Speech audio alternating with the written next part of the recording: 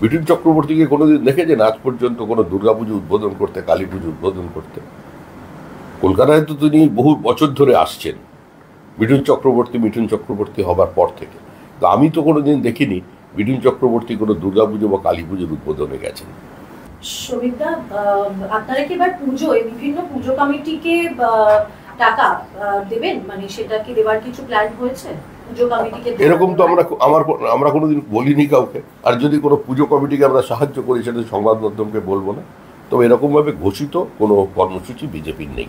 যেটা শোনা যাচ্ছে যে মিঠুন চক্রবর্তীর হাত দিয়ে এই সাহায্যের টাকা বিভিন্ন পুজো কমিটিকে দেওয়া হবে, এরকম আমার কিছু জানা নেই। এটা সম্পূর্ণ একটা রটনা মাত্র।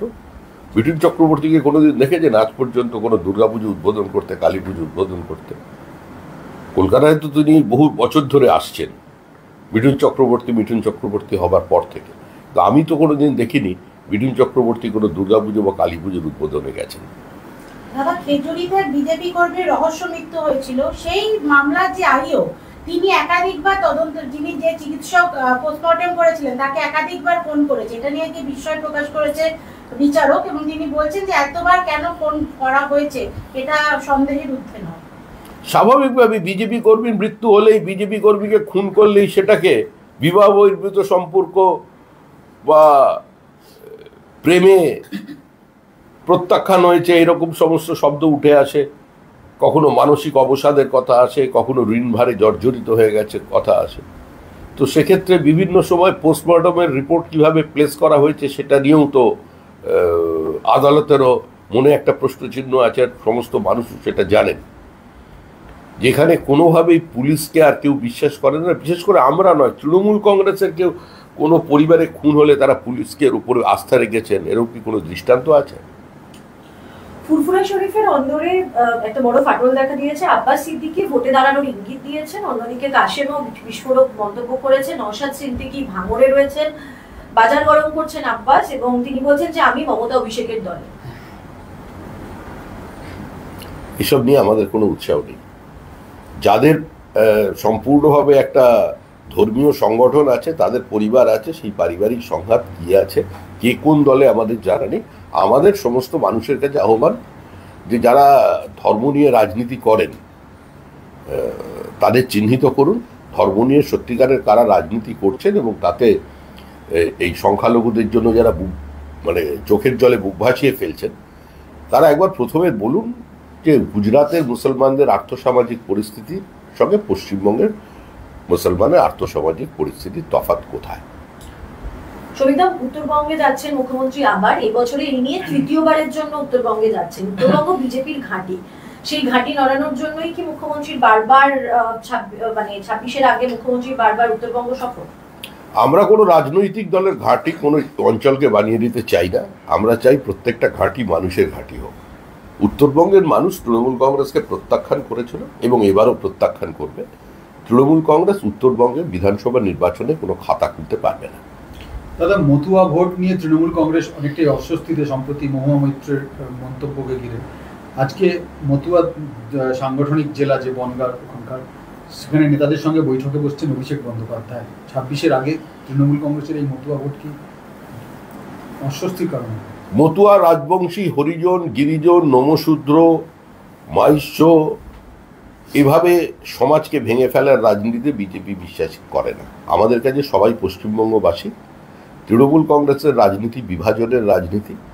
পাহাড় থেকে শুরু করে সাগর পর্যন্ত বিভিন্ন জনগোষ্ঠীকে বিচ্ছিন্ন করার প্রচেষ্টা করে তাদের ব্লক ভোট নিয়ে বৈতরণী পার করার তৃণমূল কংগ্রেস চেষ্টা করছে। কিন্তু লোকসভায় যে নির্বাচনের ফলাফল আপনারা দেখেছেন, 2021-এ ওখানে যা নির্বাচনের ফলাফল দেখেছেন তারই পুনরাবৃত্তি হবে, আরো অনেক বেশি আসন বাড়বে। এসএসসিতে এবার দেখা যাচ্ছে যে ভিন রাজ্যের 31,000 পরীক্ষার্থী পরীক্ষা দিয়েছে। এবার এটা নিয়ে প্রচন্ড বিতর্ক শুরু হয়েছে। ভিন রাজ্যে গিয়ে যখন বাংলা বলায় হেনস্থা করতে হচ্ছে, সেখানে এ রাজ্যে কোনো জায়গায় বাংলা বলা হেনস্থা করতে হচ্ছে না। আপনি সাংবাদিকতা করছেন দিল্লিতে, আপনাকে কি এখানে কোনো হিন্দিভাষী এসে ধাক্কা মেরেছে?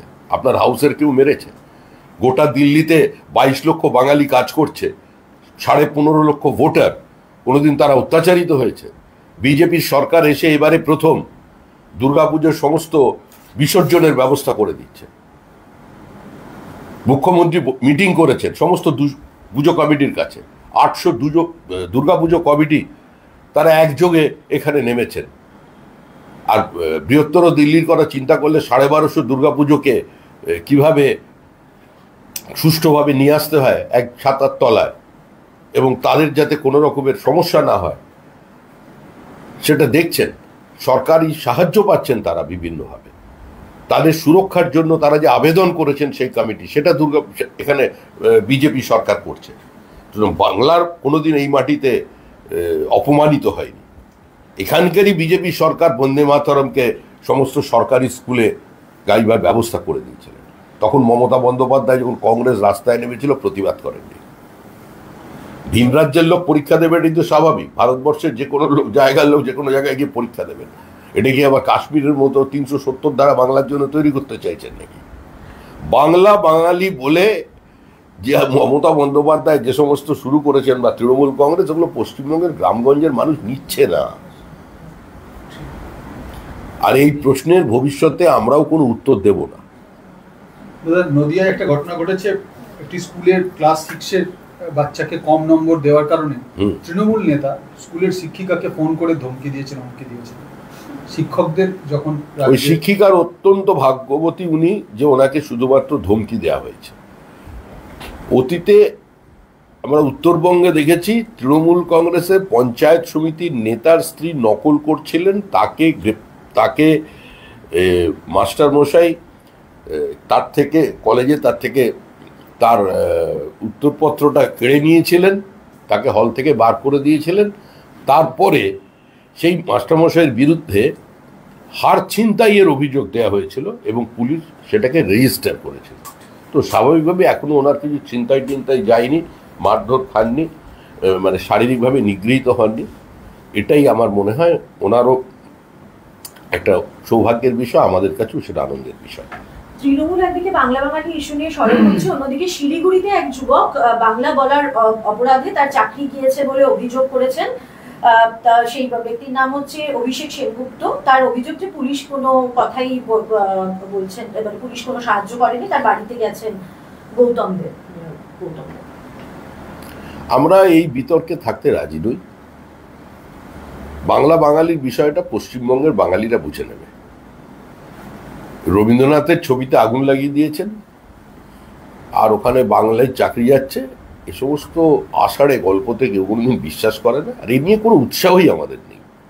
ওনার যা ইচ্ছা উনি বলতে পারেন, এর উত্তর সারা ভারতবর্ষ নয় সারা পৃথিবীর বাঙালিরা। খালি নির্বাচনটা শুরু হতে দিন, কিভাবে দেবেন সেটা দেখতে থাকুন। দাদা, বিষ্ণুপুর সাংগঠনিক